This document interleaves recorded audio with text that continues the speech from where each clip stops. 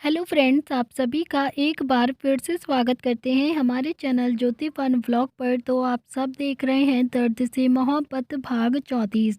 इससे पहले इस कहानी के 33 भाग अपलोड हो चुके हैं चैनल पर। अगर आप सबने नहीं पढ़ा है तो ज़रूर पढ़ लीजिएगा।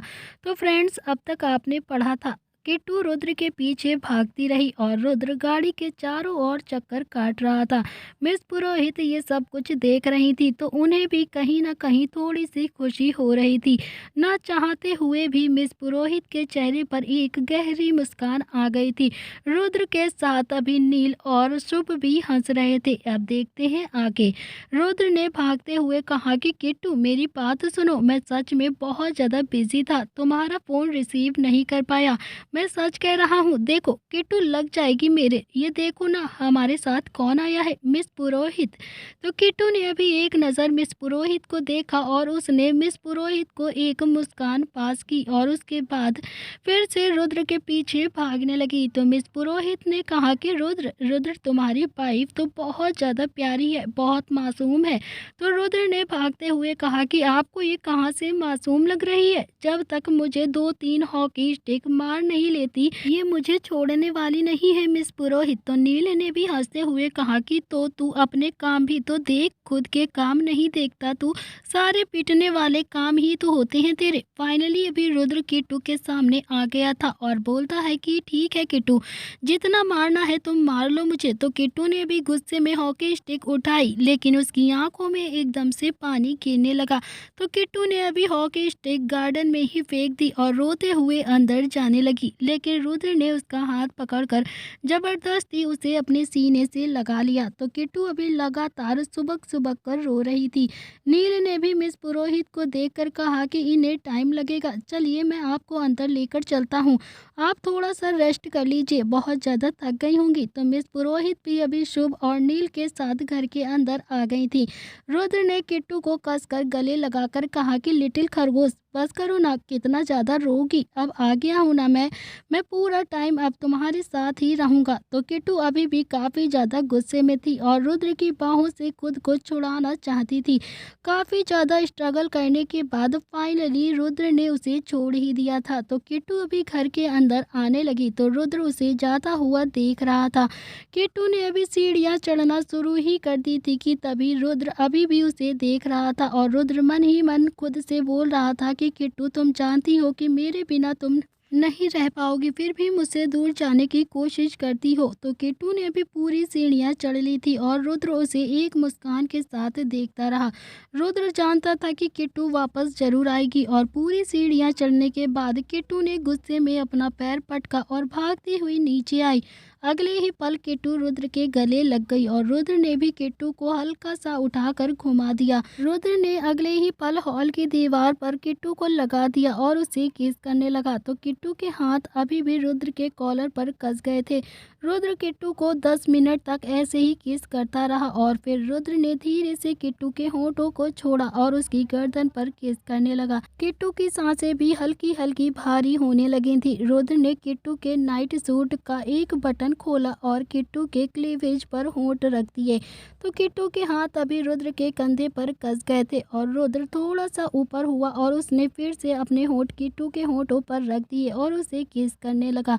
तो रुद्र अभी किट्टू के लोअर लिप को सक कर रहा था और हॉल में इस वक्त काफ़ी ज़्यादा अंधेरा था। सब अपने अपने कमरे में जा चुके थे और सभी सो रहे थे, लेकिन मिस पुरोहित अपने कमरे से अभी रुद्र और किट्टू को ही देख रही थी। मिस पुरोहित ने अपने मन ही मन खुद से कहा कि रुद्र अपनी वाइफ से कितना ज़्यादा प्यार करता है। मिस पुरोहित ने अपनी आंखें बंद करी और उन्हें कुछ याद आने लगा। वो अपने ख्यालों में चली गई। तो चलिए फ्रेंड, देखते हैं मिस पुरोहित का फ्लैशबैक। मिस पुरोहित का कॉलेज में पहला दिन था। मिस पुरोहित ने आज लॉन्ग कुर्ती और जीन्स पहनी हुई थी। मिस पुरोहित जल्दी जल्दी गेट की तरफ जा रही थी। मिस पुरोहित खुद में ही बड़बड़ा रही थी, सौम्या तू तो लेट हो गई यार, आज आज पहला दिन है कॉलेज का और ब्यूटी कंपटीशन में पार्टिसिपेट करने के चक्कर में पहले ही दिन आज तू लेट हो गई। अब सब क्या सोचेंगे मेरे बारे में। सौम्या जल्दी जल्दी सीढ़ियों से जा रही थी कि तभी एक लड़के से एकदम से टकरा गई और उस लड़के के हाथ में जो अभी बुक्स थी वो नीचे गिर गई। सौम्या ने बुक्स जल्दी जल्दी से उठाते हुए कहा कि सॉरी, मैंने देखा नहीं, गलती से आपसे टकरा गई। तो सौम्या ने अभी सारी बुक्स उठाकर उस लड़के के हाथ में रख दी और लड़का तो अभी कंटिन्यू बस सौम्या को ही देखता रहा। तो सौम्या की खूबसूरती उसे अपनी ओर खींच रही थी। सौम्या ने उसके सामने चुटकी बजाकर कहा कि हेलो मिस्टर।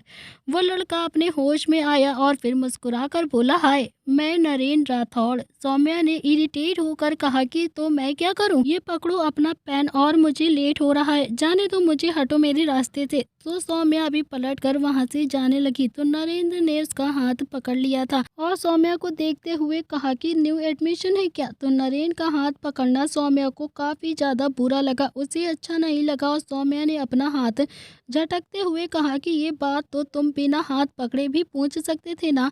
तो नरेन ने एक शातिर मुस्कान के साथ कहा, उप्स, लगता है खूबसूरती बुरा मान गई। तो सौम्या ने भी हाथ बांध कर कहा कि देखो मिस्टर नरेन राठौड़, तुम पहले लड़के नहीं हो जो मेरी खूबसूरती से इतना ज़्यादा अट्रैक्ट हो रहे हो। नरेन ने कहा, लेकिन मैं वो पहला लड़का जरूर हूँ जो तुम्हें किस करेगा। तो सौम्या ने भी गुस्से में कहा कि काफ़ी हाई लेवल का कॉन्फिडेंस है तुम्हारे अंदर, आप मुझे सपनों में भी किस नहीं कर सकते हैं, रियलिटी तो बहुत दूर की बात है। तो नरेन ने भी फिर से एक शातिर मुस्कान के साथ कहा कि सपने में तो मैं आपके साथ क्या क्या कर सकता हूँ आप भी नहीं जानती हैं, और रही बात रियलिटी की तो आई चैलेंज यू, एक हफ्ते के अंदर ही मैं तुम्हें किस करूँगा और फिर तुम मुझे रोकोगी भी नहीं। तो सौम्या को भी नरेन की बातों पर काफ़ी ज़्यादा गुस्सा आ गया था। उसने अपने मन ही मन गुस्से से कहा, अजीब लड़का है, काफ़ी घटिया इंसान है। ये कहकर सौम्या वहाँ से जाने लगी तो नरेन ने पीछे से कहा कि 7 दिन, बस 7 दिन, you just wait and watch. तो नरेन ने अपने बालों में हाथ मारा और वो भी वहाँ से चला गया। इसी के साथ फ्लैशबैक एंड होता है। मिस पुरोहित की आंखों में अभी भी आंसू थे, सौम्या की आंखों में आंसू आ गए थे। फिर वो पलटकर अपने कमरे में चली गई तो रुद्र ने भी किट्टू को थोड़ी देर ऐसे ही प्यार किया और फिर उसे उठाकर सीधा स्टडी रूम में जाने लगा। तो किट्टू ने अभी इशारों में कहा कि हम स्टडी रूम में क्यों जा रहे हैं, वहाँ पर क्या काम है? तो रुद्र ने अभी किट्टू को गोद में उठाकर स्टडी रूम की ओर ले जाते हुए कहा कि क्योंकि बेडरूम में जाने में टाइम है और तुम अभी छोटी हो और मुझे झेल नहीं पाओगी। तो रुद्र की बात सुनकर किट्टू के गाल एकदम से लाल हो गए। तो रुद्र ने भी किट्टू को स्टडी रूम में उतारा और उसकी कमर पर हाथ रखकर खुद से चिपकाते हुए कहा कि सुनकर ही ये हालत है, जब करूँगा तब क्या करोगी तुम? तो किट्टू भी शर्म के मारे रुद्र को देख ही नहीं रही थी। रुद्र ने एक मुस्कुराहट के साथ कहा कि मुझे थोड़ा सा काम है इसीलिए यहाँ लेकर आया हूँ। तो रुद्र अभी चेयर पर बैठ गया और उसने किट्टू को अपनी गोद में बैठा लिया। रुद्र ने लैपटॉप खोला और टेबल पर रखते हुए उस पर अपनी उंगलियां चलाने लगा। तो किट्टू रुद्र की गोद में बैठी हुई थी और उसके बटन से खेलने लगी। किट्टू रुद्र का बटन कभी खोलती और कभी बंद कर देती। तो किट्टू की ऐसी हरकत करने से रुद्र अपना कंट्रोल खो रहा था। रुद्र ने अभी किट्टू का सर अपने सीने पर रखते हुए कहा कि सो जाओ किट्टू प्लीज़, वरना मैं पूरी रात नहीं सोने दूंगा तुम्हें। रुद्र का एक हाथ लैपटॉप पर था और एक हाथ से वो किट्टू के बालों को सहला रहा था। धीरे धीरे कर कर अभी किट्टू को रुद्र की गोद में ही बैठे बैठे नींद आने लगी थी। रुद्र ने करीब 4 बजे तक काम किया और फिर वो भी किट्टू के वैसे ही पकड़कर सो गया। सुबह जब रुद्र की आंखें खोली तो किट्टू उसकी बाहों में ही थी। रुद्र के चेहरे पर एक मुस्कान आ गई और उसने किट्टू के बालों पर किस कर लिया। तो रुद्र ने भी सामने देखा तो उसके स्टडी रूम में नील, दादी, शुभ, दिशा, नव्या, सब कोई खड़ा उन दोनों को देख रहा था। तो रुद्र ने अभी सबको एक साथ देखा तो एकदम से डर गया और हैरानी से मुंह खोलकर उन्हें देखने लगा। रुद्र ने कहा कि तुम सब यहाँ पर क्या कर रहे हो? तो शुभ ने कहा कि रोमांस देख रहे हैं, कल तो आपको ऐसे मार रही थी जैसे जिंदगी भर आपके पास ही नहीं आएगी और अब देखो कैसे खरगोश की तरह आपकी ही गोद में चिपक कर सो रही है। तभी दादी का एक हाथ फोटो फ्रेम पर लग जाता है और वो नीचे गिर जाता है। उसकी आवाज से किट्टू की थोड़ी सी आंखें खुली तो उसने मुस्कुरा कर रुद्र को देखा। तो रुद्र ने अभी झुककर उसके होंठों पर हल्का सा किस कर लिया। तो किट्टू के चेहरे पर एक मुस्कान आ गई थी। किट्टू ने भी अपना एक हाथ रुद्र के गाल पर रखा और उसके होंठों को हल्का सा चूम लिया। लेकिन किट्टू ने जब नज़र उठाकर जैसे ही सामने देखा तो वे एकदम से डर गई और झट से रुद्र की गोद से उठकर खड़ी हो गई। तो सब अभी किट्टू और रुद्र को ही देख रहे थे। तो किट्टू को अब बहुत ज़्यादा शर्म आ रही थी सबको देखकर। किट्टू जल्दी से रुद्र के पीछे जाकर छुप गई। तो रुद्र ने अपनी कमर पर हाथ रखकर कहा कि मेरे लिटिल खरगोश को परेशान मत करो तुम लोग, प्लीज जाओ यहाँ से। सुबह सुबह कुछ काम नहीं है क्या? सारे के सारे मुंह उठाकर मेरे पास ही आ गए। तो नील ने भी रुद्र को छेड़ते हुए कहा कि दादी भी मुंह उठाकर आई हैं, देख ले जरा इन्हें भी। तो रुद्र ने कहा, ओए नील, ज्यादा आग में घी मत डाल, समझा? मैं दादी को छोड़कर कह रहा हूँ तुम लोगों को। तो शुभ ने कहा कि नील भैया को क्यों डांट रहे हो? अरे आपने ही तो सारे कहा था ना, और सारे में तो दादी भी आती हैं। बेचारी मेरी दादी इतना प्यार करती हैं और रुद्र भैया दादी से ऐसी बात करते हैं। हाय राम। इतना कहकर शुभ झूठ मूठ का रोने का नाटक करने लगा। तो दादी ने भी शुभ का हाथ पकड़ लिया और उसे ले जाते हुए कहा कि तू चल, इसे तो मैं डाइनिंग टेबल पर बताती हूँ। तमीज अमेरिका छोड़कर आया है ना ये। तो रुद्र ने कहा कि दादी यार, आपको नहीं कह रहा था मैं, सच में। तो दादी ने कहा कि हाँ हाँ जानती हूँ, मुझे नहीं कह रहा था तू तू जरा जाकर फ्रेश होकर डाइनिंग टेबल पर आ, फिर बताती हूँ तुझे। तो दादी भी कमरे से बाहर चली गई और पीछे पीछे सब चले गए। नील ने जाते हुए कहा, ओ तेरी लग गई तेरी वाट, अब दादी बना कर खिलाएंगी तुझे चिल्ले। तो रुद्र ने अभी किट्टू को गले लगाते हुए कहा कि तुम्हारे लिए एक सरप्राइज है किट्टू, तुम्हारे लिए एक बहुत बड़ा गिफ्ट लेकर आया हूँ मैं। तो किट्टू ने अभी इशारों में कहा कि मुझे आपके अलावा कुछ भी नहीं चाहिए। तो रुद्र ने कहा कि लेकिन मैं जो तुम्हारे लिए लेकर आया हूँ ना, वो मुझसे भी ज़्यादा इम्पोर्टेंट होगा तुम्हारे लिए। तो किट्टू ने अभी थोड़ा हैरानी से रुद्र को देखा, जैसे पूछ रही हो कि ऐसा भी क्या लेकर आए हो आप मेरे लिए जो आपसे ज़्यादा इम्पोर्टेंट होगा। तो रुद्र ने कहा कि चलो दोनों फ्रेश हो जाते हैं, उसके बाद सब कुछ बताता हूँ। सब डाइनिंग टेबल पर आकर बैठे हुए थे, लेकिन सौम्या अभी तक नहीं आई थी।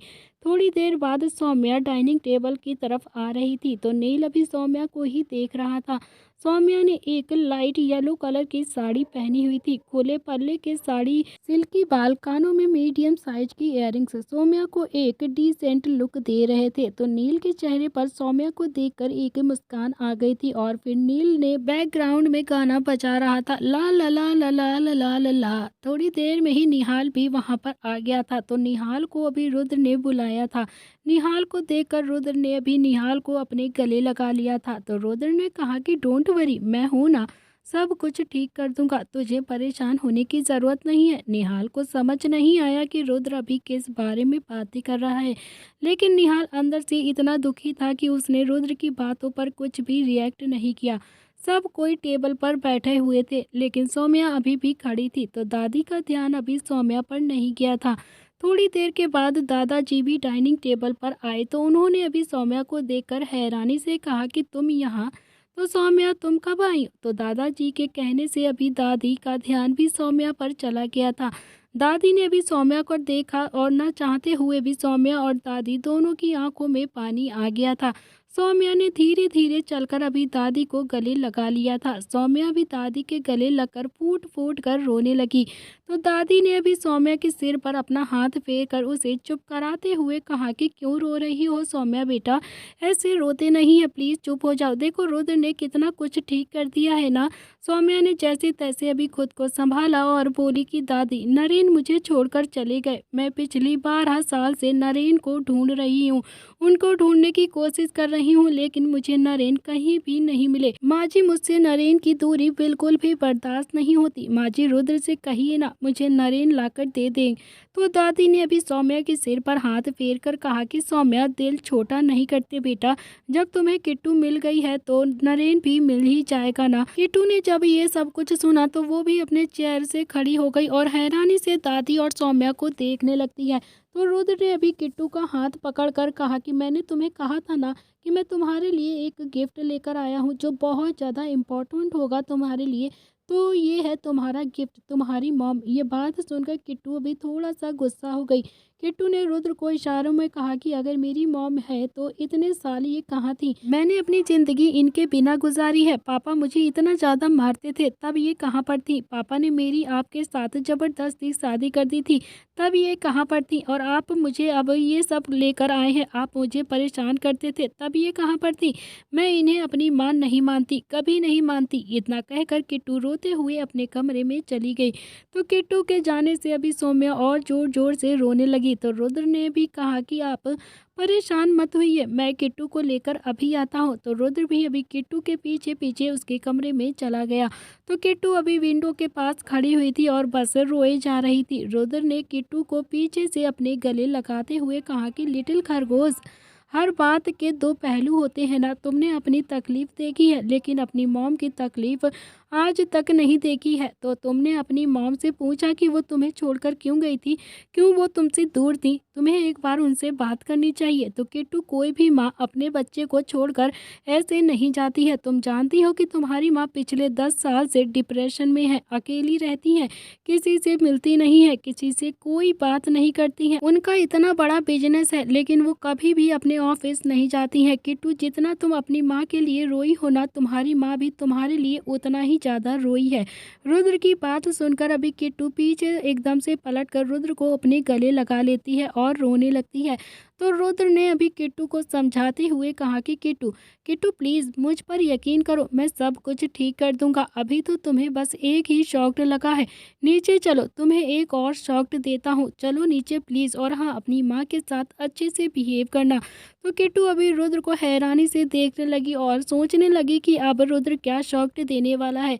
तो रुद्र ने मुस्कुराते हुए कहा कि चलो नीचे और माफ़ कर दो अपनी मॉम को प्लीज़, तुम्हारी मॉम भी तुम्हारे लिए बहुत ज़्यादा रोई हैं। तो रुद्र के समझाने पर अभी किट्टू नीचे हॉल में आ गई थी। सौम्या ने किट्टू को देखा तो उसे अपने गले लगाकर रोने लगी। तो किट्टू से भी अब अपने आंसू कंट्रोल नहीं हुए और वो भी सौम्या को अपने गले लगाकर खूब ज़्यादा रोने लगती है। तो शुभ को ये सब कुछ देख रहा था। शुभ ने फिर से कहा कि मुझसे ना इतना सारा इमोशनल अत्याचार नहीं देखा जाता। तो शुभ ने अभी फिर दिशा की तरफ देखकर कहा कि कोई मुझे चुप करा दो प्लीज़, कोई मुझे भी अपने सीने से लगाकर मेरे आंसुओं को पोंछ दो। तो शुभ की बात सुनकर अभी दिशा एकदम से शर्मा गई और इधर उधर देखने लगी और बहुत देर तक किट्टू को गले लगाकर सौम्या ने भी रुद्र से कहा कि रुद्र, मेरी दूसरी बेटी कहाँ पर है? ये सुनकर वहाँ खड़े सब हैरान हो गए थे। तो रुद्र ने भी मुस्कुराकर दिशा की तरफ इशारा करते हुए कहा कि आपकी दूसरी बेटी ये है। तो दिशा ने भी हैरानी से अभी पहले रुद्र को देखा। तो रुद्र ने भी पलके झपका कर कहा कि हाँ दिशा, तुम किट्टू की ट्विंस सिस्टर हो, नरेन सौम्या की दूसरी बेटी है। और दादाजी ने कहा कि रुद्र, तुम्हें कैसे पता कि दिशा नरेन सौम्या की दूसरी बेटी है? तो रुद्र ने कहा कि दिशा अपने गले की चैन दो, लेकिन चैन तो अभी शुभ के गले में थी। तो रुद्र ने फिर से कहा कि दिशा अपनी चैन दो ना प्लीज। तो शुभ ने अभी नजरें चुराते हुए कहा कि भैया वो चैन तो मेरे गले में है। तो नील अभी शुभ के पास गया और उसके गले से वो चैन निकालते हुए गुस्से में बोला कि ये चैन तेरे गले में क्या कर रही है? क्या किया है तूने दिशा के साथ? तुझे तो मैं बाद में देखता हूँ। तभी रुद्र भी शुभ को सुलगती हुई आंखों से देख रहा था, लेकिन इस वक्त अभी रुद्र ने शुभ को कुछ भी नहीं कहना ठीक समझा था। नील ने चैन लेकर रुद्र को दे दी। तो रुद्र ने अभी किट्टू से कहा कि किट्टू अपनी चैन दो। तो किट्टू ने भी अपनी चैन निकालकर अभी रुद्र को दे दी थी। रुद्र ने वो दोनों चैन जोड़कर देखी तो उन दोनों चैन का पैंट्स को जोड़कर एक घर बना हुआ था। चैन का आधा हिस्सा किट्टू के गले में था और आधा हिस्सा दिशा के गले में था। रुद्र ने दादाजी की तरफ देखकर कहा कि दादाजी, ये चैन नरेन ने आज से 19 साल पहले खरीदी थी अपने और सौम्या के लिए। तो नरेन जी ने एक चैन अपने गले में पहनी हुई थी और एक सौम्या पुरोहित के गले में पहना दी थी। अब तो दिशा भी किट्टू और सौम्या के गले में लगकर जोर जोर से रोने लगती है। तो सौम्या अपनी दोनों बेटियों से मिलकर आज काफ़ी ज़्यादा खुश हो गई थी और वो भी उनसे मिलकर रोने लगी। तो सौम्या ने अपनी दोनों बेटियों को ऐसे गले लगाया हुआ था जैसे वो ज़िंदगी भर उन्हें अब बिल्कुल नहीं छोड़ेगी। तो दादी ने अभी सौम्या से कहा, लेकिन ये दोनों बहनें अलग कैसी हो गई? तो सौम्या ने कहा कि मुझे नहीं पता माँ जी, मैं जब होश में आई थी तो डॉक्टर ने दोनों बेटियों को मुझे दे दिया था। मैंने अपने गले की एक चैन उतार कर बेटी के गले में पहना दी थी। तो दादाजी ने पूछा, नरेन उस वक्त कहाँ पर था जब तुम्हारी डिलीवरी देखकर वार्ड बॉय के अंदर ममता जाग गई थी और उसने सोमनाथ राठौड़ को सजेशन दे दिया था कि दिशा को अनाथ आश्रम में छोड़ दे। तो सोमनाथ राठौड़ को भी यही सही लगा था और उसने दिशा को अनाथ आश्रम में छोड़ दिया था। सौम्या ने आगे कहा कि जब मुझे होश आया और मैंने पूछा मेरी दूसरी बेटी कहाँ है, तो डॉक्टर ने कहा कि कमज़ोरी के कारण उसकी डेथ हो गई है, लेकिन मेरा दिल कहता था कि मेरी दूसरी बेटी आज भी जिंदा है। मैंने जैसे तैसे करके खुद को संभाला और किट्टू को लेकर अपने घर आ गई थी, लेकिन मेरे पेरेंट्स ने किट्टू को अपने साथ रखने के लिए हमेशा के लिए मना कर दिया था। मैंने अपने पेरेंट्स से 2 साल तक लड़ाई करती रही और किट्टू को अपने पास ही रखा। इसी बीच नरेन से मेरी कभी भी मुलाकात नहीं हुई थी। तो सोमनाथ राठौड़ ने मुझे नरेन से मिलने ही नहीं दिया था और एक बार फिर किट्टू को घर छोड़कर अपने कॉलेज अपने डॉक्यूमेंट्स क्लियर करने के लिए मैं चली गई थी और मेरे जाने के बाद नरेन घर आया था और फिर मेरे पेरेंट्स ने नरेन से झूठ बोल दिया कि मैं अमेरिका चली गई हूँ। तो नरेन ने अभी किट्टू को देखा और फिर उसे अपने साथ अपने घर लेकर चले आए और फिर जब मैं वापस आई तो मेरे पेरेंट्स मुझे पर दबाव डालकर अपने साथ अमेरिका लेकर चले आए। उन्होंने मुझ पर बहुत ज़्यादा दबाव डाल दिया कि मैं दूसरी शादी कर लूँ, लेकिन मैं नरेन को कभी भूल ही नहीं पाई। तो रुद्र ने अभी एक गहरी सांस ली और सोफे पर बैठते हुए कहा कि उसके आगे आप तो जानती हैं कि दिशा की परवरिश अनाथ आश्रम में हुई और किट्टू की सोमनाथ और शांता के घर में परवरिश हुई थी। तो किट्टू, दिशा, सौम्या अभी काफ़ी ज़्यादा रो रही थी। तभी दादी ने सौम्या को संभालते हुए कहा कि बस करो सौम्या, नरेन भी जल्द ही मिल जाएगा और फिर तुम तीनों की अच्छी फैमिली हो जाएगी। सौम्या ने लगभग चिल्लाते हुए कहा कि माँ जी, कब मिलेगा वो? माँ जी, आप जानती नहीं हो कि पिछले कितने ही सालों से नरेन को ढूंढ रही हूँ मैं, लेकिन मुझे नरेन कहीं भी नहीं मिला। मेरा दिल बहुत ज़्यादा घबराता है कि कहीं नरेन को कुछ हो ना गया हो। सोमनाथ राठौड़ ने मेरी ज़िंदगी नरक बना दी है। वो चाह कर भी मेरी बीते हुए 18 साल वापस नहीं कर सकता है, जो मैंने अपनी बेटियों के बिना गुजारे हैं, जो मैंने अपने नरेन के बिना गुजारे हैं। प्लीज़ माँ जी। तो नील ने अभी सौम्या को हिम्मत देते हुए कहा कि मिस पुरोहित, आप टेंशन मत लीजिए, नरेन मिल जाएगा और हम सब मिलकर ढूंढ लेंगे उसे। शुभ अभी नील के पास आया और बोला कि मिस पुरोहित क्या होती हैं? आंटी लगती हैं, आंटी, समझा तू? तो किट्टू की मॉम है ये। तो नील ने भी धीरे से कहा कि अबे चुप हो जाना, वैसे मुझे ना शॉक्ड लग गया कि ये किट्टू की मॉम है, ऊपर से तू अगले ही पल। तो निहाल, अभी रुद्र और शुभ नील के कमरे में बैठे हुए थे। तो अभी नील चुपचाप से चेयर पर बैठा हुआ था और शुभ और निहाल का हंस हंस कर बुरा हाल हो चुका था। निहाल ने नील के कंधे पर हाथ मार कर कहा कि बस कर यार, क्यों अपना दिल तोड़ रहा है तू? अवनी भी यहाँ पर नहीं है और फिर नरेन भी नहीं है और तू भी तो है जो किट्टू को बच्चा बच्चा बोलता है। तेरी सेटिंग तो पहले ही हुई पड़ी है, बस प्रपोज करना बाकी है। रुद्र लैपटॉप पर कुछ काम कर रहा था, लेकिन उसके चेहरे पर भी अभी निहाल की बात सुनकर स्माइल आ गई थी। तो निहाल ने अभी कुछ नहीं कहा और नील ने चिढ़ते हुए कहा कि बस करो यार, तुम लोगों ने तो मेरा मजाक ही बनाकर रख दिया है। हाँ ठीक है, मैं बचपन से ही मिस पुरोहित को पसंद करता हूँ, इसका मतलब ये थोड़ी ना है कि मैं उनसे ही शादी करना चाहता हूँ। शादी तो मैं अपनी अवनी से ही करूँगा, मैं उससे ही प्यार करता हूँ। तो शुभ ने अभी हंसते हुए कहा कि मुझे तो लगता है कि शायद अवनी से आप शादी नहीं हो पाएगी आपकी। तो नील ने अभी शुभ को मार कर कहा कि अबे क्यों नहीं होगी? तो शुभ ने कहा कि अरे जब कनाडा से आएगी तभी होगी ना शादी। तो शुभ की बात सुनकर रुद्र के कान एकदम से खड़े हो गए और रुद्र ने हैरानी से पूछा कि अवनी कनाडा चली गई? तो नील और निहाल शुभ ने एक साथ ही कहा कि हाँ हाँ। रुद्र ने पूछा क्यों गई? तो नील ने कहा कि उसके कॉलेज के कोई डॉक्यूमेंट्स रह गए थे, वही लेने के लिए गई है। तो रुद्र के चेहरे पर टेंशन आ गई थी। रुद्र ने अपने मन ही मन कहा कि तो सीमा आंटी ज़्यादा ही स्मार्ट बनकर दिखा रही हैं, पर कोई बात नहीं, मैं भी ना अवनी की शादी तो नील से ही करा कर रहूँगा, फिर चाहे अवनी को दुनिया के किसी भी कोने में आप छुपा ले। नील ने रुद्र की तरफ देखकर कहा कि तू कहाँ गुम हो गया है यार? क्या सोच रहा है, कोई टेंशन है क्या? तो रुद्र ने भी गुस्से में कहा कि मैं 4 हफ्ते से इंडिया से बाहर क्या चला गया, तुम लोगों ने तो यहाँ पर सब रायता ही फैला कर रख दिया। निहाल, नील, शुभ तीनों रुद्र को देख रहे थे। तीनों ऐसे देख रहे थे जैसे उन्हें रुद्र की बात समझ में ही नहीं आई। तो रुद्र ने अभी गुस्से में कहा कि देख क्या रहे हो तुम तीनों, ऑफिस नहीं जाना है क्या तुम सबको? चलो जाओ जल्दी से ऑफिस जाओ। तो नील ने शर्माते हुए कहा कि रहने देते हैं ना, आज सौम्या घर पर ही है। तो निहाल ने भी हंसते हुए कहा कि सौम्या बेशरम, समधन ही बोल ले। शुभ ने अभी निहाल की बात में तड़का लगाते हुए गाना गुनगुनाना स्टार्ट कर दिया। आज हमारे दिल में अजब ये उलझन है, गाने बैठे गाना सामने सब धन है। ये लाइन सुनते ही निहाल ने टेबल पर हाथों से तबला बजाना शुरू कर दिया और फिर शुभ पूरे सुर में गाने लगा। हम कुछ आज सुनाए, आज उनका भी मन है, गाने बैठे गाने सामने समधन है। कानों की बालियां चांद सूरज लगे, ये बनारस की साड़ी खूब सजे। शुभ ने नील के कंधे पर कंधा मारकर फिर से गाना गुनगुनाया। राज की बातें बताएं, समधी जी घायल है, आज भी समधन की खनकती पायल है। रुद्र ने लैपटॉप उठाकर बाहर जाते हुए कहा कि तुम सबके साथ तो मैं पागल ही हो जाऊंगा, बिना वजह ही दांत फाड़ते रहते हो। तो रुद्र अभी लैपटॉप लेकर कमरे से बाहर ही चला गया था, लेकिन फिर कुछ सोचकर वो वापस आया और शुभ को घूर कर देखने लगा। तो रुद्र के घूरने से अभी शुभ की आवाज़ शुभ के अंदर ही रह गई थी। तो शुभ ने अभी कुछ नहीं कहा। रुद्र ने हाथ बांधकर गुस्से में पूछा कि दिशा की चैन तेरे गले में क्या कर रही थी? तो शुभ की बात सुनकर नील ने भी शुभ को देखकर सवाल भरी नज़रों से पूछा, हाँ हाँ, ये बात तो मुझे भी जाननी है कि दिशा की चैन तेरे गले में क्या कर रही थी।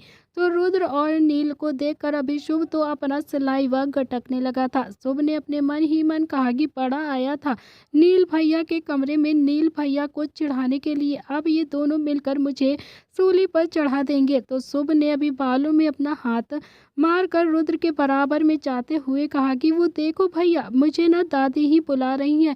तो शुभ ने अभी रुद्र की बाजू को पकड़कर अंदर ढकेलते हुए कहा कि चुपचाप यहीं पर खड़े रहो, तो दादी बुला रही हैं। तो शुभ ने अभी नजरें चुराते हुए कहा कि वो भैया, दिशा की चैन गिर गई थी, मुझे लगा कि काफ़ी एक्सपेंसिव है और मैंने उसे पहन ली। तो रुद्र ने अपने माथे पर 2 उंगली रगड़ कर गुस्से में कहा कि झूठ भी ऐसा बोलता है कि सामने वाला 1 सेकंड में ही पकड़ ले। सच सच बता कि शुभ वो चैन तेरे गले में क्या कर रही थी, वरना तू जानता है मेरा गुस्सा। तो शुभ ने अभी नज़रें चुराते हुए कहा कि भैया क्या बोलूं, समझ जाओ ना प्लीज़, मुझे ना दिशा अच्छी लगती है। रुद्र को और भी ज़्यादा गुस्सा आ गया था। उसने कहा कि अब तुझे दिशा अच्छी लगती है और तेरी ईशा का क्या हुआ? तो शुभ ने कहा कि आप सही कह रहे थे भैया, वो गोल्ड डिगर ही थी, मेरा उससे ब्रेकअप हो गया है। तो रुद्र ने कहा कि तेरा उससे ब्रेकअप हो गया तो तूने अपनी नई गर्लफ्रेंड दिशा को बना लिया? तो शुभ ने अभी नज़रें चुराते हुए कहा कि गर्लफ्रेंड नहीं बनाया है भैया, ना ही अभी उसे प्रपोज किया है, पर हाँ मुझे वो काफ़ी ज़्यादा अच्छी लगती है, मैं उससे शादी करना चाहता हूँ। तो रुद्र ने गुस्से में कहा कि देख शुभ, अपनी हरकतों से बाज आ जा, मैं तेरी शादी दिशा से कभी नहीं करूँगा। तो दिशा की पढ़ाई अभी कंप्लीट हो जाएगी तो उसके लिए मैं कोई और अच्छा सा लड़का देकर उससे शादी कर दूंगा। तुझसे तो मैं बिल्कुल भी अब उससे शादी नहीं करने वाला, मुझे तुझ पर यकीन ही नहीं है तू दिशा को प्यार करेगा और उसे संभाल भी पाएगा। वो लड़की बचपन से ही लेकर आज तक अपने अनाथ आश्रम में ही पली बड़ी है, उसे तो कितनी ही बातों का पता भी नहीं है, और तू ठहरा ओवर स्मार्ट, और उस मासूम सी बच्ची को मैं तेरे जैसे ओवर स्मार्ट के हाथ में नहीं दूंगा, समझा? तो शुभ ने अभी इरिटेट होकर कहा कि यार क्या प्रॉब्लम क्या है भैया आपकी? पहले तो आप चाहते थे कि मैं दिशा से शादी करूं और अब मैं खुद अपनी मर्जी से उससे शादी करना चाहता हूं, तो आपको प्रॉब्लम है। और मैंने दुनिया में पहला भाई देखा है जो अपने ही भाई के अंदर कमियां निकाल रहा है। तो शुभ ने अभी नील निहाल की तरफ देखकर कहा कि आप दोनों बताइए मुझ में क्या कमी है? स्मार्ट हूँ, एजुकेटेड हूँ और काम भी कितने अच्छे से करने लगा हूँ ना भैया, आप ही बताइए मैं दिशा से शादी क्यों नहीं कर सकता? तो नील निहाल शुभ की तरफ देख ही रहे थे लेकिन दोनों ने अभी कुछ भी नहीं कहा था। तो शुभ ने भी फिर से पूछा, मैं आप दोनों से ही पूछ रहा हूँ, ऐसे चुप क्यों खड़े हो? मैं दिशा से शादी क्यों नहीं कर सकता, बताइए? तो नील ने भी थोड़ा हंसते हुए कहा कि अच्छा तू इतना ज़्यादा इंटेलिजेंट हो गया है, हमारे सपोर्ट मांग रहा है। निहाल ने कहा कि नहीं कर सकता, बिल्कुल बिल्कुल नहीं कर सकता, तो किसी भी तरीके से दिशा के लायक ही नहीं है, समझा। कहाँ वो मासूम सी प्यारी सी और कहाँ तू चंट चालाक, कहाँ वो सोच कर बोलने वाली और धीरे बोलने वाली, कहाँ तू दिन भर आ करने वाला, समझा। तू कुछ भी नहीं कर सकता। नील ने कहा कि देख भाई, मैं रुद्र की साइड में हूँ और रुद्र जो डिसीजन लेता है वो बिल्कुल ठीक होता है। अगर रुद्र तेरी शादी दिशा से नहीं करना चाहता तो वो भी डिसीजन बिल्कुल ठीक ही होगा। इस फैसले में भी मैं रुद्र के साथ ही हूँ। तो शुभ को अभी रुद्र, निहाल और नील तीनों की बातें कांटे सी चुभ रही थी। शुभ को बहुत ज़्यादा गुस्सा आ रहा था और वो गुस्से में नील के कमरे से निकलकर अपने कमरे में चला गया। तो शुभ जैसे ही अभी कमरे से निकलकर नील और निहाल जोर जोर से हंसने लगते हैं। तो नील ने कहा कि बस कर रुद्र, उसकी जान लेगा क्या यार, देख तो कितना मुंह बनाकर गया है। वैसे भी तू खुद ही चाहता था कि उसकी शादी दिशा से हो जाए और अब जब वो खुशी खुशी उससे शादी करने के लिए तैयार हो रहा है तो तू उसे करने देना। तो रुद्र ने कहा कि ये इसका फैसला है, इसका दिल कह रहा है तो ये दिशा से शादी करेगा। और दिशा का क्या, तो क्या उसे अपनी ज़िंदगी का फैसला लेने में कोई भी फ्रीडम नहीं होनी चाहिए। इस पागल लड़के ने उस लड़की को इतना ज़्यादा हर्ट कर दिया है, वो उससे शादी करेगी भी या नहीं। तो निहाल ने कहा कि रुद्र, हर्ट तो तूने भी किट्टू को बहुत ज़्यादा किया था ना। तो किट्टू तो बोल भी नहीं सकती थी और चुपचाप तो तेरा टॉर्चर सहती रहती थी, लेकिन आज वही किट्टू है ना जो तेरे बिना एक मिनट भी नहीं रहती है, तुझसे इतना ज़्यादा प्यार करती है। तो नील ने कहा कि रुद्र, जब तू यहाँ पर नहीं था तो दिशा ने एक अजीब सा सवाल दादी से पूछा था, क्या सिंड्रेला की कहानी सच में होती है क्या दादी? अब मुझे यकीन हो रहा है कि हो ना हो वो शुभ की ही बात कर रही थी और शायद वो भी शुभ को पसंद करती है। तो नील, निहाल, रुद्र तीनों ने भी मिलकर बहुत सारा डिस्कशन किया था। रुद्र नील के कमरे से निकलकर अभी सीधा शुभ के कमरे में गया और शुभ वहां पर नहीं था। तो रुद्र ने भी विंडो से झांक कर देखा तो शुभ गार्डन में था। शुभ के हाथों में बास्केटबॉल थी जिससे वो बास्केट में डालने की कोशिश कर रहा था, लेकिन हर बार मिस हो जाता था। तो रुद्र भी गार्डन में गया और शुभ के पीछे खड़ा होकर शुभ को बास्केटबॉल खेलते हुए देखने लगा। तो शुभ अभी बार बार बॉल उठाकर बास्केट में डालने की कोशिश करता है, लेकिन हर बार मिस हो जाती है। तो शुभ का ध्यान अभी बास्केटबॉल पे ही लगा हुआ था, ना ही उसका पूरा ध्यान दिशा और रुद्र पर ही था। तो शुभ को महसूस भी नहीं हुआ कि उसके पीछे अभी रुद्र खड़ा हुआ है। तो रुद्र ने अभी शुभ को हमेशा की तरह हंसते मुस्कुराते ही देखा था, लेकिन आज पहली बार वो कितने सालों बाद शुभ को इतना ज़्यादा टेंशन में देख रहा था। तो शुभ के चेहरे से अभी साफ पता चल रहा था कि उसे रुद्र की बातों का कितना ज़्यादा बुरा लगा है। तो रुद्र अभी थोड़ी देर बाद शुभ के सामने आ गया और उसने बास्केटबॉल को लेकर बास्केट में डाल दी। तो रुद्र ने अभी थोड़ा एटीट्यूड के साथ कहा कि देखा कैसे डालते हैं कॉन्सेंट्रेट के साथ। तो रुद्र को देखकर शुभ अभी अंदर जाने लगा। तो रुद्र ने अभी बास्केटबॉल हिट करते हुए कहा कि क्या हुआ, डर गया क्या? तो शुभ ने कहा कि मैं किसी से नहीं डरता हूँ। रुद्र ने अभी बास्केटबॉल हिट करते हुए कहा कि नहीं डरता तो ठीक है, एक मैच हो जाए अभी। तो शुभ ने कहा कि अभी मेरा मूड ठीक नहीं है, बाद में खेलूंगा। तो रुद्र ने फिर से कहा कि सोच ले, अगर तू जीत गया तो शायद मैं तुझे तेरी मनपसंद चीज दे दूं। तो शुभ को अभी मन ही मन थोड़ी सी खुशी हुई थी, लेकिन वो डर भी रहा था क्योंकि वो आज तक रुद्र से कभी भी नहीं जीत पाया था। शुभ वापस आया और बोला कि ठीक है, शुरू करते हैं मैच। फिर दोनों में ही मैच शुरू हो गया था। रुद्र ने एक एक करके 4 गोल कर दिए थे, लेकिन शुभ से एक गोल भी नहीं हो पाया था। रुद्र ने एक गोल करके शुभ के बालों पर हाथ घुमाते हुए कहा, क्या हुआ छोटे शेर, कम से कम एक गोल तो कर देता, मेरी इज्जत रह जाती। तो शुभ ने अभी बॉल को बास्केटबॉल में डालने की कोशिश करने लगा था, लेकिन इस बार भी मिस हो गया था। फाइनली आधा घंटा खेलने के बाद रुद्र जीत गया था। तो रुद्र के चेहरे पर एक बड़ी सी मुस्कान आ गई थी और शुभ के चेहरे पर काफ़ी ज़्यादा गुस्सा आ गया था। फिर शुभ चुपचाप से अंदर जाने लगा। तो रुद्र ने उसे पीछे से आवाज़ लगाकर कहा कि अगर दिशा खुद आकर मुझसे कहेगी कि उसे तुझ जैसे घोंचू से शादी करनी है तो मैं उसकी शादी ज़रूर तेज से करा दूंगा। तो ये सुनते ही अभी शुभ एकदम से रुक गया और उसके चेहरे पर मुस्कुराहट आ गई। वो वापस आया और रुद्र को देखकर बोला कि क्या कहा आपने, मैंने सुना नहीं, जरा दोबारा से बोलिए। तो शुभ ने अभी बास्केटबॉल को हिट करते हुए कहा कि यही की दिशा आकर अगर कहेगी कि उसे तुझसे शादी करनी है तो मैं उसकी शादी तुझसे करा दूंगा। तो शुभ का चेहरा अभी काफ़ी ज़्यादा मुस्कुराहट के साथ एक्सप्रेशन से बदल गया था। गुस्सा खुशी में बदल चुका था। उसने टाइटली रुद्र को गले लगा लिया और चिल्लाकर कहा कि लव यू भाई, thank you thank you thank you. मैं आपसे प्रॉमिस करता हूँ कि मैं आपकी साली साहिबा को बहुत ज़्यादा खुश रखूँगा हमेशा के लिए। शुभ बहुत ज़्यादा खुश होकर अंदर चला गया था। शुभ अंदर जा रहा था और नील निहाल बाहर आ रहे थे। तो नील ने अभी शुभ को खुश होकर देखा तो उसके चेहरे पर भी एक मुस्कान आ गई थी। नील रुद्र के पास गया और बोला कि यार ये सब तो ठीक है, लेकिन क्वेश्चन तो वही का वहीं पर आ गया है। दिशा की चैन इसके गले में क्या कर रही थी? तो रुद्र ने अभी बॉल को हिट करते हुए कहा कि शुभ ने दिशा को लैपटॉप के लेकर बहुत ज़्यादा ब्लैकमेल किया था और उस लड़की ने मजबूर होकर अपनी चैन बेच दी थी। तो दादी को जब पता चल गया था कि तो दादी ने वो चैन खरीद ली और दादी ने वो चैन शुभ को दे दी थी, लेकिन शुभ के अंदर वो चैन दिशा को देने की हिम्मत नहीं थी, इसीलिए शुभ ने वो चैन अपने ही गले में पहन ली थी। तो निहाल ने कहा कि क्या बात है और तुम्हें ये सब कुछ कैसे पता यार? हमें तो यहाँ रहकर भी ये सब कुछ नहीं पता चला। तो रुद्र ने अभी बॉल को साइड में फेंकते हुए कहा कि क्योंकि जो बॉडीगार्ड्स तुम लोगों के आगे पीछे घूमते हैं वो सब मैंने ही हायर किए हुए हैं और इसीलिए मुझे सब कुछ पता होता है।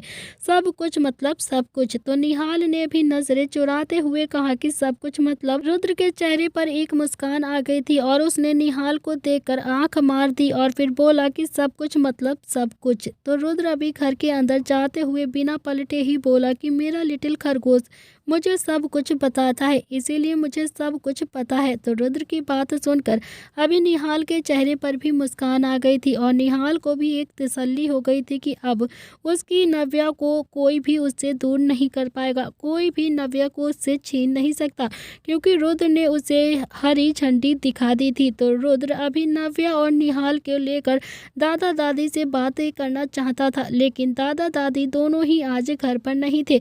आज कोई भी ऑफिस नहीं गया था। सब अपना अपना लैपटॉप लेकर अपने कमरे में बैठकर हर कोई लैपटॉप पर काम कर रहा था। आज निहाल भी काफ़ी ज़्यादा खुश हो गया था, क्योंकि रुद्र के आ जाने के बाद उसकी टेंशन ख़त्म हो गई थी, क्योंकि उसे पता चल गया था कि अब नव्या और उसकी शादी कोई भी नहीं तोड़ पाएगा। रुद्र खुद ही जाकर दादा दादी से बात कर लेगा।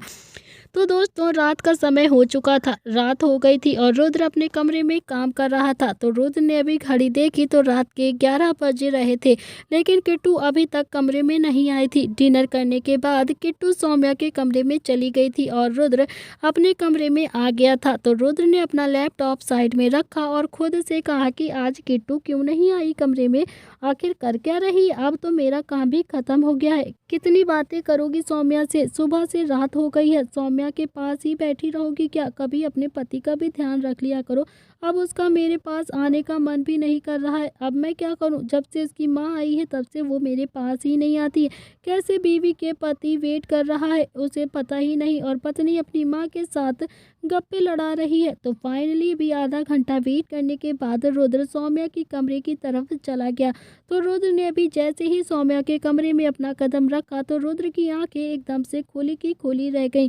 शुभ दिशा को गोद में लेकर खड़ा हुआ था और रुद्र ने शुभ को देखा तो उसे गुस्सा आ गया था। तो रुद्र ने अभी बेड पर देखा तो किट्टू और सौम्या दोनों ही सो रही थी। तो दिशा भी अभी शुभ की गोद में सो ही रही थी। तो रुद्र ने गुस्से में अपने दांत पीसते हुए धीरे से कहा कि यहाँ पर क्या कर रहा है तू? तो शुभ ने अपनी नज़रें चुराते हुए कहा कि जो आप करने आए थे वही करके जा रहा हूँ भाई। तो आप भी जाइए, अपनी बीवी को गोद में उठाकर अपने कमरे में लेकर चले जाओ। तो मैं भी अभी पिकाचू को अपने कमरे में ही लेकर जाऊंगा। अब तो आपने मेरा और पिकाचू का रिश्ता भी एक्सेप्ट कर लिया है ना? तो रुद्र ने अभी फिर से धीरे से गुस्से में कहा कि मेरी किट्टू से शादी हो गई है, लेकिन तेरी अभी शादी नहीं हुई दिशा से, इसीलिए चुपचाप से दिशा को यहीं पे लिटा दे और जाकर सो जा, वरना तू जानता है कि अभी मैं तेरा क्या हाल करूंगा। पूरे घर में उल्लू बना फिरता रहता है। जा चुपचाप से दिशा को उसकी मॉम के पास लिटा कर आ। तो शुभ ने कहा कि प्लीज भैया मुझे भी अपने पिकाचू को हक करके ही सोना है, प्लीज जाने दीजिए ना, प्लीज भैया प्लीज। प्रॉमिस करता हूँ कि कोई भी शरारत नहीं करूँगा, कोई भी लिमिट क्रॉस नहीं करूँगा, मैं पक्का प्रॉमिस कर रहा हूँ आपसे, बस हक करके ही सो जाऊँगा। तो रुद्र ने अभी गुस्से में लेकिन धीरे से कहा कि मैं क्या करूँ, तेरा तू दिन बर दिन बेशर्म होता जा रहा है, जा ले जा। लेकिन अगर तुमने इस लड़की को हर्ट किया तो शुभ, तू जानता नहीं है मैं तेरा क्या करूँगा, तुझे यहीं पर खोद कर गाड़ दूंगा। अगर तूने दिशा को जरा भी परेशान किया तो। दिशा अभी सो रही थी। शुभ ने रुद्र की तरफ देखकर आंख मारी और दिशा को गोद में लेकर अपने कमरे की तरफ चला गया।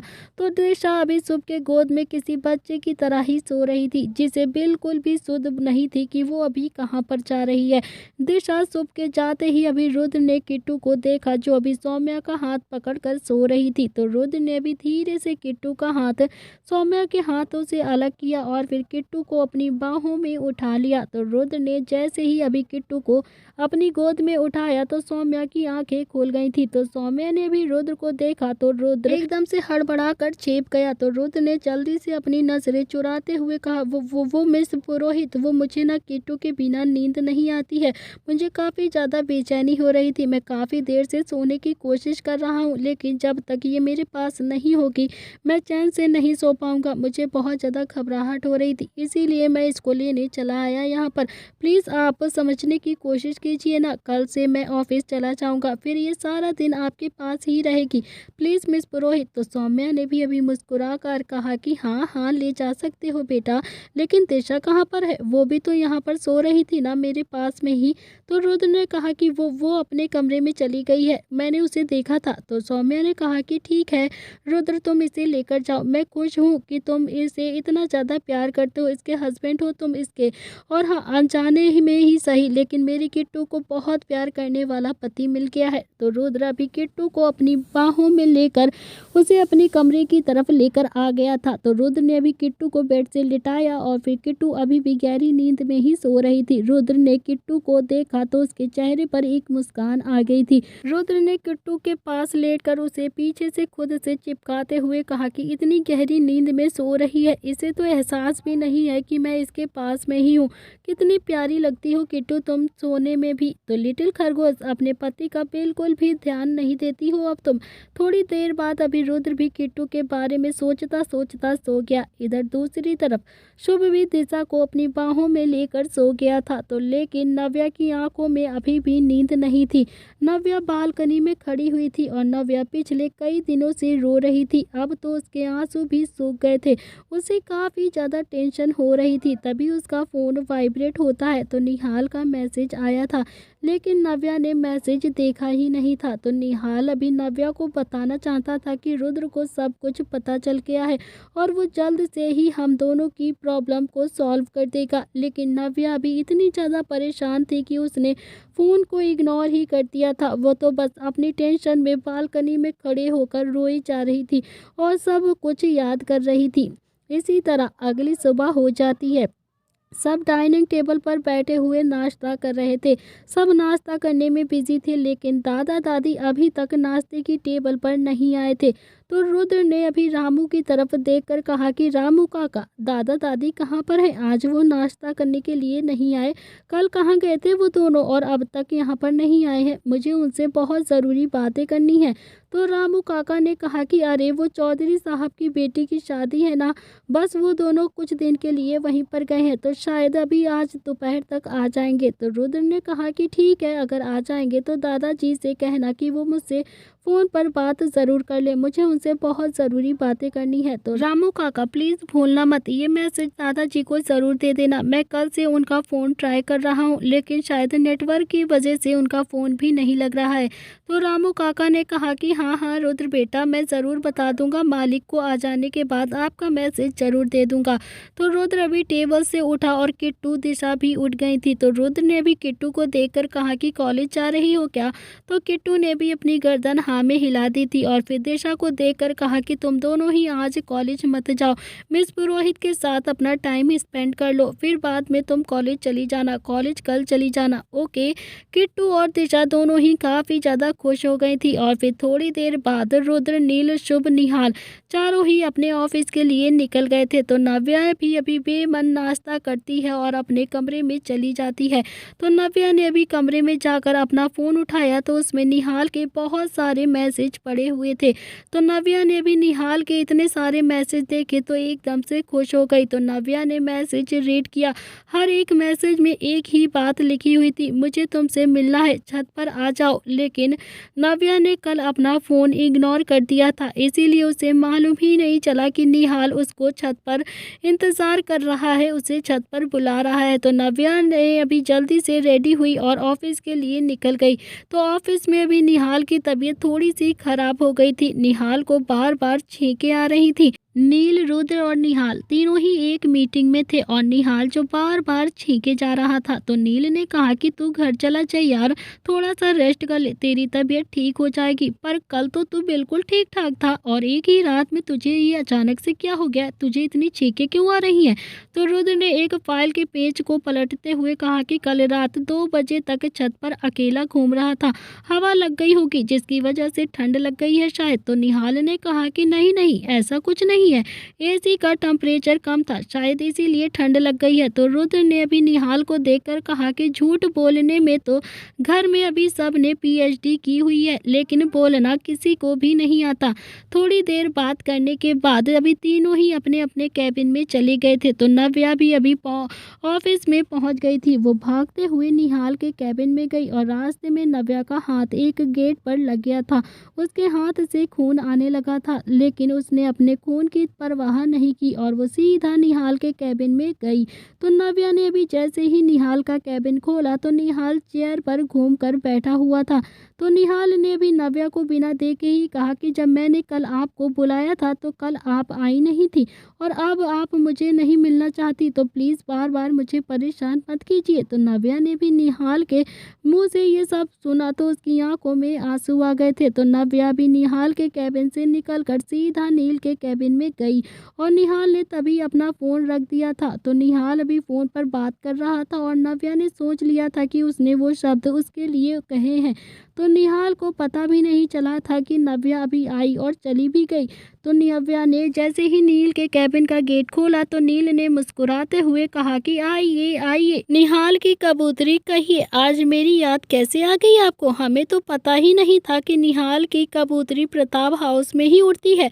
तुमने तो शर्म के मारे बताया नहीं और निहाल ने इज्जत की वजह से नहीं बताया। तो नील की बात सुनकर अभी नव्या फूट फूट कर रोने लगी। तो नील ने जब नव्या को रोते हुए देखा तो एकदम से सीरियस हो गया। नील ने अपनी चेयर से खड़ा होते हुए नव्या का हाथ पकड़कर चेयर पर बैठाते हुए बोला कि क्या हुआ नव्या, तुम रो क्यों रही हो? किसी ने तुमसे कुछ कहा है क्या? तो नव्या ने कहा कि भैया भैया वो निहाल जी मुझसे बहुत ज़्यादा नाराज़ हैं, वो मुझसे बात नहीं कर रहे हैं और दादाजी ने आज रात को सिंघानिया परिवार को भी घर पर बुला लिया है। भैया प्लीज़, मैं ये शादी नहीं करना चाहती। आपको तो सब कुछ पता चल गया है ना, प्लीज़ भैया शादी को होने से रोक लीजिए ना। नव्या अपनी पूरी बात कह पाती उससे पहले ही रुद्र नील के कैबिन में आ गया था। तो रुद्र ने अभी नव्या को रोते हुए देखा तो उसके पास जाकर पूछा कि क्या हुआ नव्या, तुम रो क्यों रही हो? किसी ने कुछ कहा है क्या? तो मुझे बताओ तुम। तो नव्या भी रुद्र का गुस्सा जानती थी, इसीलिए उसने अपने आंसू पोंछकर कहा कि कुछ नहीं भैया, वो कुछ नहीं हुआ है। तो नव्या को लगा कि अगर वो निहाल के बारे में रुद्र को बताएगी तो रुद्र उससे काफ़ी ज़्यादा गुस्सा हो जाएगा। लेकिन रुद्र समझ गया था कि नव्या क्यों रो रही है। तो रुद्र ने कहा कि नव्या अपने भाइयों पर ट्रस्ट करो, मैं वादा करता हूँ तुम्हारी जो भी प्रॉब्लम है मैं आज रात तक सॉल्व कर दूंगा। रोने से प्रॉब्लम सॉल्व नहीं होती है, बल्कि रोने से हम कमज़ोर हो जाते हैं और तुम कमज़ोर नहीं हो, इसीलिए अपने आंसुओं को पोंछो और घर चली जाओ। शाम तक तुम्हारी प्रॉब्लम ज़रूर सॉल्व हो जाएगी। नव्या ने भी धीरे से कहा कि आप जानते हैं कि मेरी प्रॉब्लम क्या है? तो नील ने भी हंसते हुए कहा कि त्रिकलाश दासी ये हैं, ये सब कुछ जानते हैं। तो रुद्र ने कहा कि हाँ नव्या, मैं जानता हूँ कि तुम्हारी प्रॉब्लम क्या है और तुम क्यों रो रही हो और यहाँ पर क्या कर रही हो। अब तुम आराम से घर जाओ और शाम तक सब कुछ ठीक हो जाएगा, तुम्हें परेशान होने की ज़रूरत नहीं है। तो दोस्तों, इसी के साथ आज का यह अध्याय यहाँ पर समाप्त हो रहा है। रुद्र के आते ही अभी सबकी प्रॉब्लम्स हो गई हैं सॉल्व। क्या आगे आने वाला है कोई नया बड़ा ट्विस्ट या फिर होने वाला है कहानी में बहुत ही इंटरेस्टिंग एंटरटेनमेंट। तो दोस्तों, इसके लिए आपको देखना पड़ेगा इस कहानी का अगला भाग। क्या रुद्र सॉल्व कर पाएगा निहाल और नव्या की बीच की प्रॉब्लम्स? क्या दादा दादी मान जाएंगे निहाल और नव्या की शादी के लिए या फिर वो मना कर देंगे? इसके लिए आपको ये सारा चीज़ें पता चलेंगी अगले भाग में। कमेंट में ज़रूर बताइएगा फ्रेंड्स।